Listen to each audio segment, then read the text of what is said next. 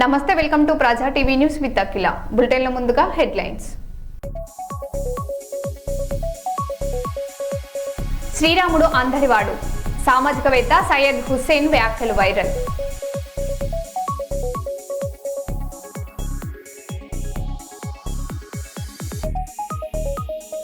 బస్సులో మహిళకు గుండెపోటు, డ్రైవర్ సమయస్ఫూర్తితో నిలిచిన ప్రాణాలు.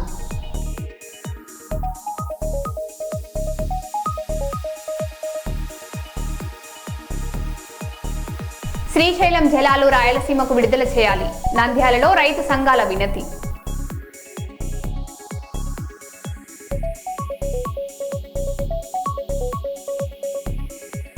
సంగారెడ్డి జిల్లా పుల్కల్ మండలంలో డబుల్ బెడ్రూమ్ ఇళ్ల అంశం మరోసారి రాజకీయంగా వేడెక్కింది.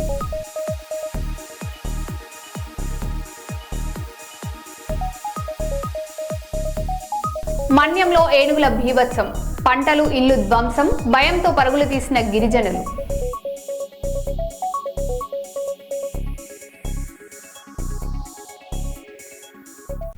ఇక వివరాల్లోకి వెళ్తే, హైదరాబాద్ జవహర్ నగర్ డంప్ యార్డ్ సమస్యలపై ఎంపీ ఈటెల రాజేందర్ కేంద్ర ప్రభుత్వ దృష్టికి తీసుకెళ్లాడు. డంప్ యార్డ్ లో భారీగా చెత్త పొరకపోవడంతో 40 కిలోమీటర్ల పరిధిలోని ప్రజలు కాలుష్యంతో ఇబ్బందులు పడుతున్నారని తెలిపారు. రోజుకు సుమారు 10,000 మెట్రిక్ టన్నుల చెత్త వస్తుందని, జీరో పొల్యూషన్ టెక్నాలజీతో చెత్తను రీసైకిల్ చేసేలా చర్యలు తీసుకోవాలని కేంద్రాన్ని కోరినట్లు వెల్లడించారు. 30-40 లక్షల జనాభా ఉన్నప్పుడు ఒకటే dump yard Jawahar Nagar dump yard.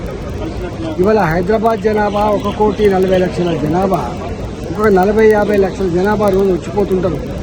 2 కోట్ల జనాభాకు సంబంధించిన 10,000 పైచీలకు మెట్రిక్ టన్నుల చెత్తని ఒక బాలాజీనగర్లో వేయడం వల్ల గుట్టలు లెక్క పేరుకపోయి 30-40 కిలోమీటర్ల పరిధిలో ఉన్న ప్రజానికం అంతా కూడా అనారోగ్యం పాలై లక్షలాది మంది పేదలు, నిరుపేదలు వాళ్ళు సంపాదించుకున్న ప్రతి పైసా కూడా ఇలా ఆరోగ్యం మీద ఖర్చు పెట్టే పరిస్థితి వచ్చింది.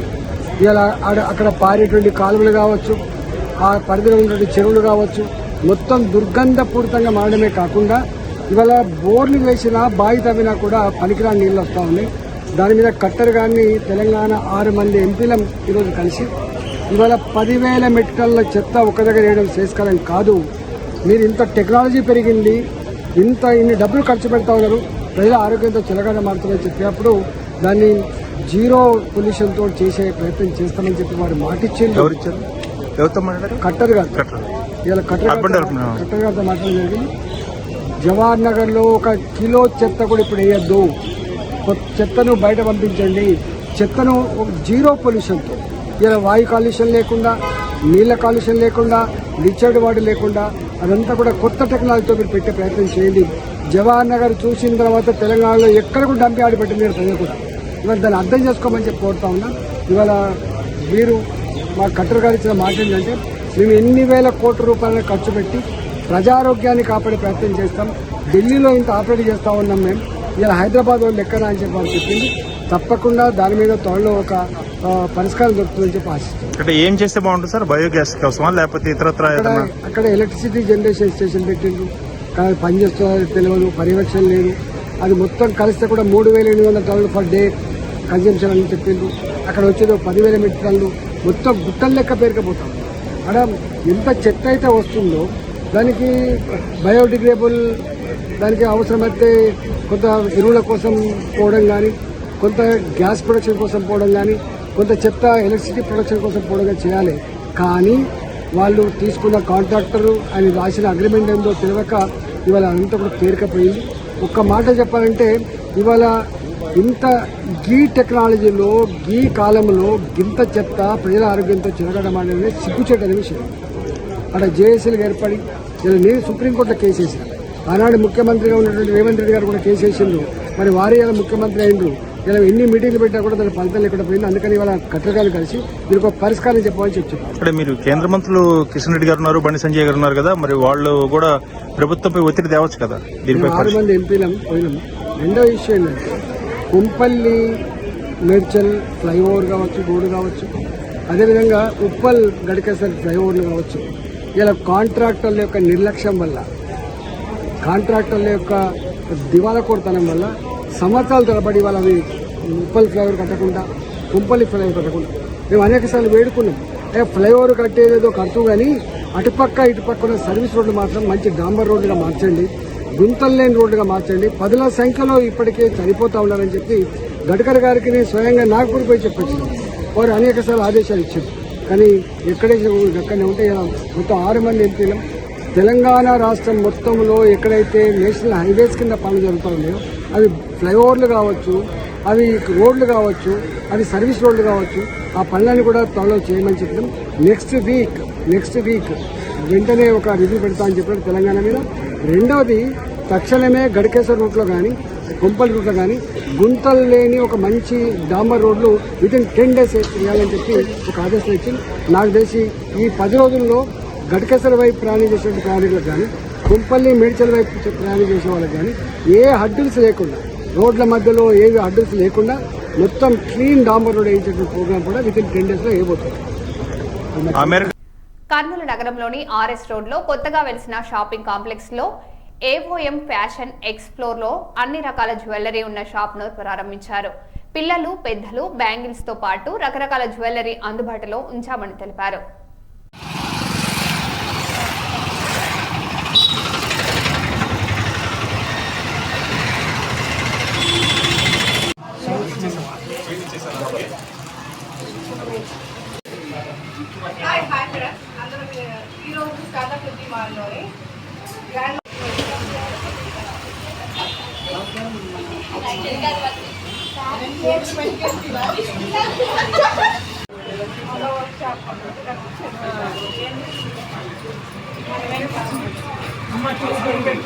August 5th AOM fashion explore అని మన ప్రతి స్కంద లో షాపింగ్ మాల్ లో షాప్ నెంబర్ 27 లో మీకోసం ఓపెనింగ్ జరగబడింది.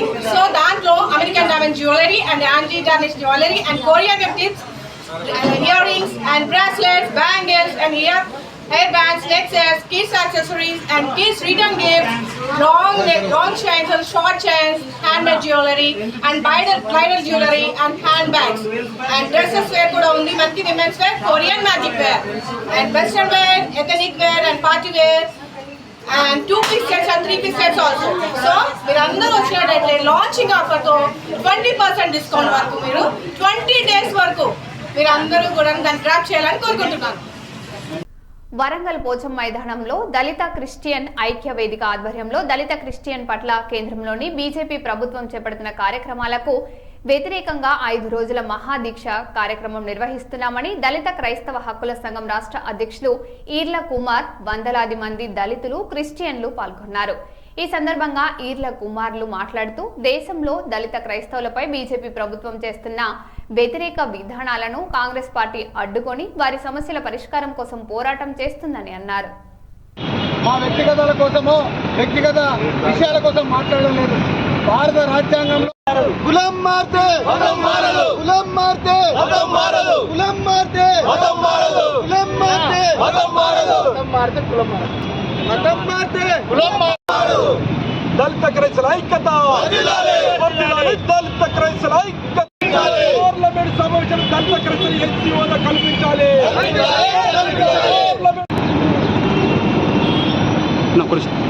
నేడు దళిత క్రైస్తవులకు ఎస్సీ హోదా కల్పించాలనే డిమాండ్ తోటి ఎస్సీ ప్రెసిడెన్షియల్ ఆర్డర్ను సవరణ చేయాలనే ఉద్దేశంతో కేంద్ర ప్రభుత్వం మీద ఒత్తిడితోటి ఈరోజు 2వ రోజు దళిత క్రైస్తవ శాంతియుత మహాదీక్షలు నిర్వహించడం జరిగింది. ఈ సందర్భంగా కేంద్ర ప్రభుత్వాన్ని విజ్ఞప్తి చేస్తున్నాం. కేజీ బాలకృష్ణ కమిషన్ త్వరగా నివేదిక కేంద్రానికి ఇవ్వాలి. ఎందుకంటే రంగరాజు మిశ్ర కమిషన్ గతంలో 2004 నుంచి 2007 వరకు నివేదిక ఏదుందో ఆ సిఫారసు కేంద్రానికి పంపారు. అదే రీతిగా అందులో ఉన్న సారాంశాన్ని, అందులో ఉన్న దళిత క్రైస్తవులకు ఉన్న అన్యాయము, నష్టము ఏం జరిగిందని స్పష్టంగా ఇచ్చిండ్రు. దాన్ని ఆధారం తీసుకొని, దాన్ని ఆలోచన తీసుకొని కేజీ బాలకృష్ణ కమిషన్ త్వరగా కేంద్రానికి పంపాల్సిన అవసరం ఉన్నది. ఇది ఆగస్టు 3 నుండి 7 వరకు 5 రోజుల దీక్ష కొనసాగుతుంది. ఈరోజు 2వ రోజు దీక్షలో సంఘీభావం తెలిపిన కాంగ్రెస్ పార్టీ ఇక్కడ ఉన్న పెద్దలందరూ మాకు మద్దతు ఇచ్చారు. అదేవిధంగా 7వ తారీఖు తర్వాత ఆగస్టు 10వ తారీఖున దళితులకు మత స్వేచ్ఛ హక్కును కాలరాసిన రోజు బ్లాక్ డే నిరసన సందర్భంగా ఈరోజు హన్మకొండ అంబేద్కర్ నుంచి కాలోజీ సెంటర్, వరంగల్ జిల్లా కలెక్టర్ వరకు ఒక ప్రదర్శన, శాంతియుతమైన ప్రదర్శన నిర్వహించబోతున్నాం. ఈరోజు ఆ రోజు దళిత క్రైస్తవులు, దళిత సమాజము SSTBC మైనార్టీ సమాజం మొత్తం ఈరోజు దేశవ్యాప్తంగా జరుగుతున్న నిరసనలో హన్మకొండ అంబేద్కర్ నిరసనలో మీరు అందరూ పాల్గొనాల్సిన అవసరం అనేది మీ అందరికీ విజ్ఞప్తి చేస్తూ కోరుతున్నాం. ఈరోజు ఈర్ల కుమార్ గారి ఆధ్వర్యంలో పోరాటం నిరాహార దీక్ష చేస్తున్నాము. ఎందుకంటే ఇన్ని సంవత్సరాలు లేనిది దళితులకు క్రైస్తవులుగా ఉండే దళిత హోదా తీసేయాలనే నీచమైన ఆలోచన మానుకొని మరి ఇన్ని సంవత్సరాలు స్వాతంత్రం వచ్చినప్పటి నుండి ఇంత ఉద్రిక్తి అది లేదు. మరి ఎందుకు ఇలా చేస్తున్నారు? ఏంటి మా సమస్యలు ఎవరికి చెప్పుకున్నా తీరడం లేదా? మరి పార్లమెంట్లో దీన్ని వెంటనే బిల్లు ప్రవేశపెట్టి ఆ దళితులకు క్రైస్తవులకు ఇప్పుడు కులం మారినంత మాత్రాన మన హక్కు కోల్పోం కదా. మనము క్రైస్తవులంత మాత్రాన హరిజనులం కాకుండా పోం కదా, భారతీయులం కాకుండా పోం కదా. మరి ఎందుకు ఈ విధంగా చేయడం జరుగుతుంది? మరి మనిషి లోపల వ్యత్యాసాలు ఎందుకు తీసుకురావడం జరుగుతుంది? మరి కుల వ్యవస్థీకరణ తీసేసినప్పుడు అందరూ సంతోషంగానే ఉంటారు. ప్రతి విషయంలో అంటరానితంగా చూస్తూ అన్ని విషయాలలో దూరం పెడుతూ మరి ఎందుకు ఈ వ్యక్త చూపుతున్నారు? మరి అనే విషయం పైన దళితులందరూ భారతదేశంలో ప్రతి వాడలో దళిత వాడలలో ప్రతి కూడలలో ఈ విధంగా నిరసన తెలిపినా మరి గవర్నమెంట్కి ఎలాంటి చీమగొట్టినట్టు కూడా ఉండడం లేదు. మరి దీన్ని ప్రజలు కూడా ఆలోచించాలి. ఎందుకంటే మన లోపల ఐక్యత భావాలు తీసేసి మనల్ని పరిపాలించడానికి ప్రయత్నం చేస్తున్నది కానీ వాళ్ళందరూ ఐక్యత కలిగి ఉందామని చెప్పి అనడం లేదు. మరి దీన్ని కూడా మీరు అందరూ ఆలోచించాలి. హిందూ సోదరులైనా ముస్లిం సోదరులైనా ఎవరమైనా మనందరం ఐక్యత ఉండడానికే ప్లాన్ చేస్తాం. కర్నూలు నగరంలోని గాయత్రి ఎస్టేట్లో ఉన్న జై గురుదత్త పాలిక్లినిక్ లో డాక్టర్ శంకర్ శర్మ నిరుపేద మహిళలకు దోమతెరలు, మస్కిటో కాయిల్స్ పంపిణీ చేశారు. వర్షాకాలంలో దోమలు ఎక్కువగా ఉంటాయని, దోమతెరలు వాడి ఆరోగ్యాన్ని కాపాడుకోవాలని సూచించారు. దోమల వల్ల ప్రాణాంతకమైన డెంగ్యూ వ్యాధి వస్తుందని, తగిన జాగ్రత్తలు పాటించాలన్నారు. దోమలను నిర్లక్ష్యం చేస్తే ప్రాణాపాయ పరిస్థితులు వస్తాయని డాక్టర్ శంకర్ శర్మ తెలిపారు. వర్షాకాలంలో ముఖ్యంగా చిన్నారులు, వృద్ధులు జాగ్రత్తలు పాటించాలని కోరారు.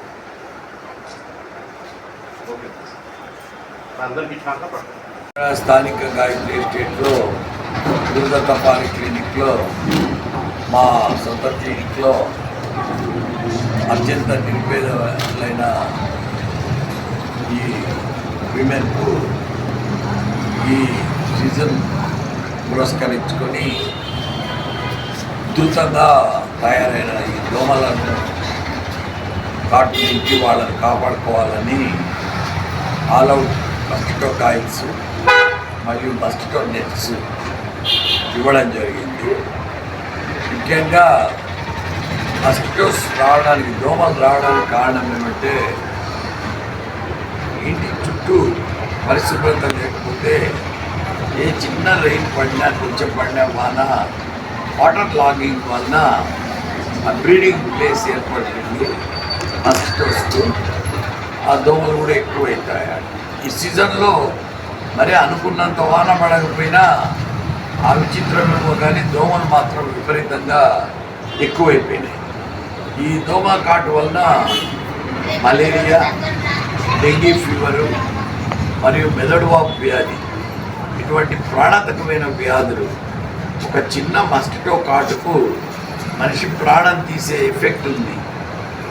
ఏ మిసైల్ మాదిరిలాగా అది యాక్ట్ చేసి ఆ ఫాల్స్పారం మలేరియా, దాని కాంప్లికేషన్స్ బ్రెయిన్కు, కిడ్నీకి, లంగ్స్కు అంతా వ్యాపించి లివర్ కూడా ఫెయిల్ అయిపోయింది. ఫాల్స్పారం మలేరియాలో ఒక వేరియంట్ ఆఫ్ మలేరియా.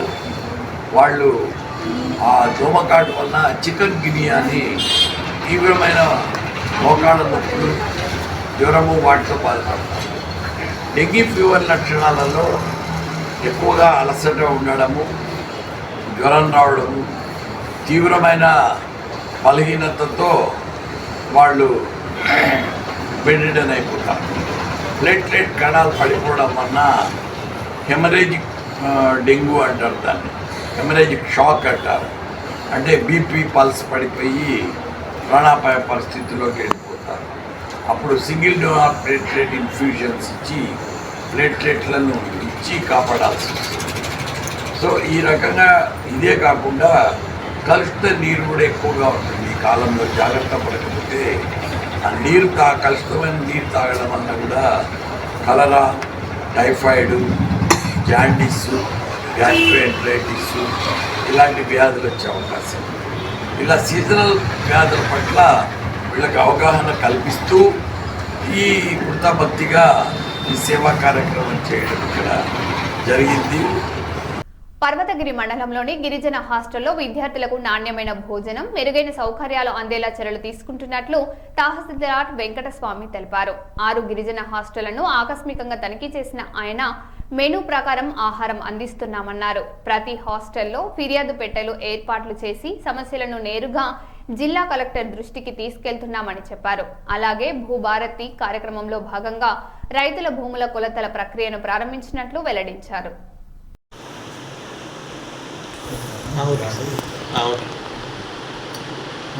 తహసీల్దార్ పర్వతగిరి మా మండలంలో 6 రెసిడెన్షియల్ హాస్టల్స్ ఉన్నాయి. ఇందులో వీటన్నిటి కూడా మా జిల్లా కలెక్టర్ గారు ప్రతి ఒక్క హాస్టల్కు స్పెషల్ ఆఫీసర్ను నియమించడం జరిగింది. ఒక్కొక్క హాస్టల్కు స్పెషల్ ఆఫీసర్ ఎంపీడీఓ గారు, నేను, అదర్ మండల్ లెవెల్ ఆఫీసర్స్ను స్పెషల్ ఆఫీసర్గా పెట్టారు. వాళ్ళందరూ కూడా ప్రతి మంత్ కూడా ప్రతి హాస్టల్ ఒకసారి విజిట్ చేసి అక్కడ పిల్లలతో పాటు వాళ్ళ భోజనాలు వాళ్ళతో పాటు కలిసి భోజనం చేసి హాస్టల్లో ఉన్న ఫెసిలిటీస్ని ఎప్పటికప్పుడు పర్సూ చేయడం, ప్లస్ పిల్లలకి ఎలాంటి ఇబ్బంది రాకుండా చూసుకోవడం, ఇవన్నీ కూడా మేము మంత్లీ వన్స్ రిపోర్ట్ కూడా చేయడం జరుగుతూ ఉంటుంది. మా మండల్లో, పర్వతగిరి మండలంలో అయితే ఇప్పటివరకు చాలా వార్డెన్స్ కానీ హాస్టల్ ప్రిన్సిపాల్స్ కూడా పర్ఫెక్ట్గా మెయింటైన్ చేస్తూ ఉన్నారు. సూపర్విజన్ జిల్లా కలెక్టర్ గారి ఆదేశాల మేరకు అందరూ స్పెషల్ ఆఫీసర్లను కూడా సూపర్విజన్ చేస్తున్నందున ఎలాంటి సంఘటనలు జరగకుండా, ప్లస్ హాస్టల్కు నాణ్యమైన ఆహారాన్ని అందించడం కావచ్చు, విద్యను కూడా ప్రాపర్గా అందించడం, పేద పిల్లల యొక్క అభ్యున్నతి గురించి బాగా చర్యలు తీసుకోవడం జరుగుతుంది. మెనూ కూడా కరెక్ట్ పాటిస్తారు.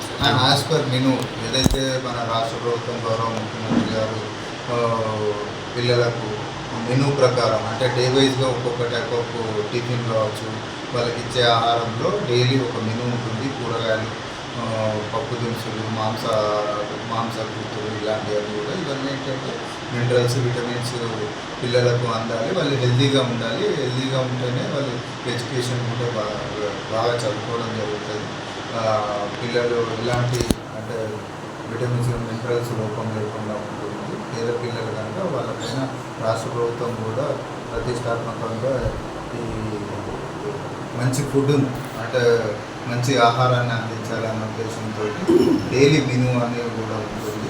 ఆ మెనూ ప్రకారంగానే మా పర్వతగిరి మండలంలో హాస్టల్లో అందరి విద్యార్థులకు కూడా అందిస్తున్నాం. భూభారతి గురించి భూభారతి ప్రోగ్రాం, భూభారతిలో మన జిల్లా మొత్తంలో కూడా ఈ భూ సమస్యలు పోవాలంటే వరంగల్ ప్రతి జిల్లాకు 70 గ్రామాలను సెలెక్ట్ చేయడం జరిగింది మొదటి విడతగా.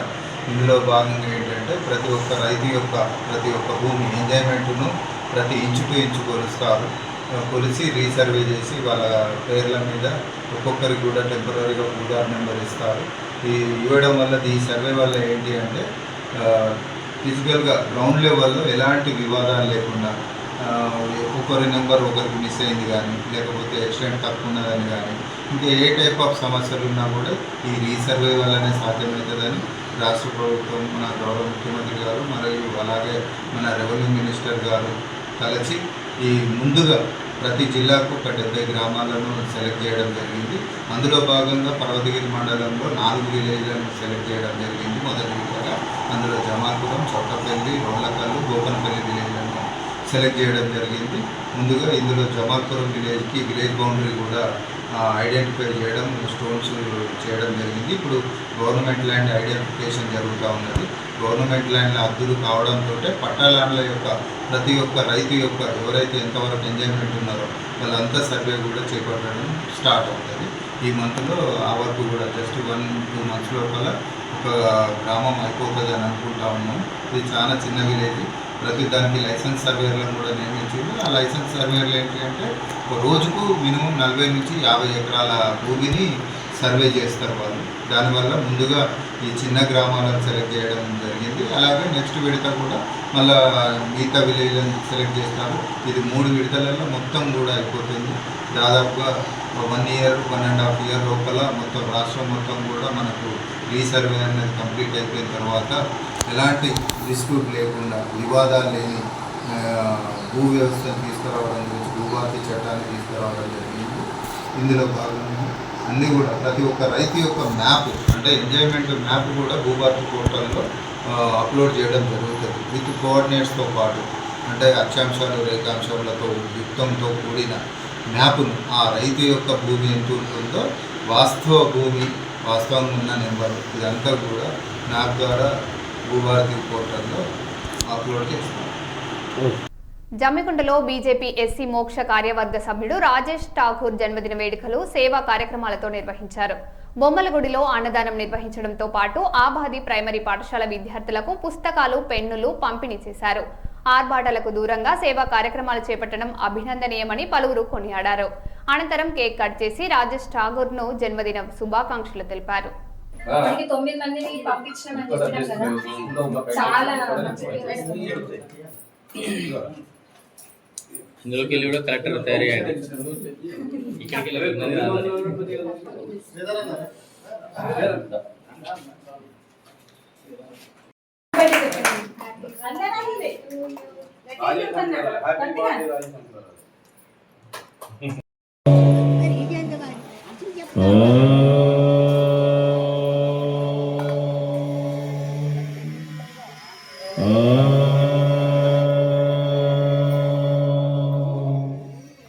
अन्नपूर्णे सदापूर्णे शंकर प्राणवल्लभे ज्ञान वैराग्य सिद्ध्यर्थं भिक्षां देहि च पार्वती माता च पार्वती देवी पिता देवो महेश्वर बांधव शिव भक्ता च स्वदेशो भुवनत्रय ओम ब्रह्मार्पणं ब्रह्म हविर्ब्रह्मग्नो ब्रह्मणाहुतं ब्रह्मैवत्तेन गन्तव्यं ब्रह्म कर्म समाधिना ओम अहं वैश्वानरो भूत्वा प्राणिना देहमाश्रिता प्राणापान समायुक्ता पचाम्यन्नं चतुर्विधम् ओम शांति शांति शांति। अन्नदाता अन्नदाता अन्नदाता सुखी भव सुखी भव सुखी भव सुखी भव। ओम नमः शिवाय ओम नमः शिवाय ओम नमः शिवाय।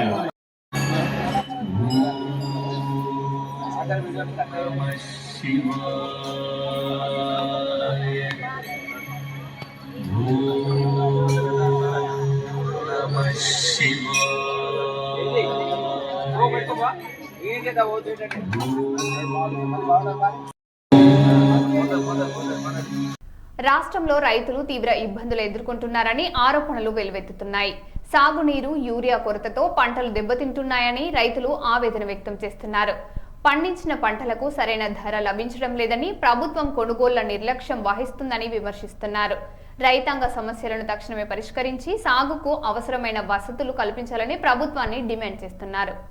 ఉన్నది అట్లా వేసారు కదా, గెలిపించినాం. నీళ్ళు వస్తానా దండగా యూరియా ఊరి లేదు ఏం లేదు.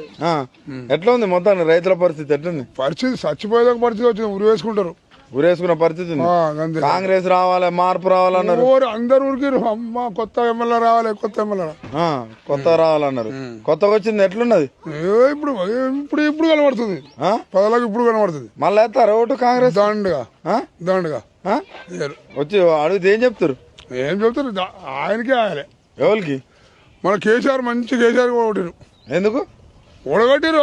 తిని తిని ఒక్కడు కూడా తిని తిని ఓడగొట్టిరు. మంచి కేసీఆర్ అంటాడు. ఏం చేసిండు ఆయన మీకు? చేసిండు మంచిగా ఏం చేసిండు? చేసిండు భూములకు పైసలు ఇచ్చిండు, అది ఇచ్చిండు, ఏది లేదా. ఈయన వచ్చినాక ఒక 15,000 ఇస్తా అన్నాడు అదే.